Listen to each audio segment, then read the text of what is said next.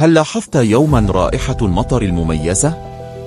لماذا تظهر هذه الرائحة فقط بعد المطر؟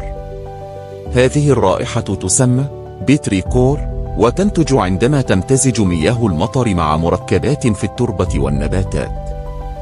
الزيوت التي تطلقها النباتات وتربة الأرض تتفاعل لتخلق هذه الرائحة الرائعة، وكأنها توقيع الطبيعة بعد كل مطر. وللمزيد من المعلومات لا تنسى الاشتراك في قناتنا استكشاف المعرفة.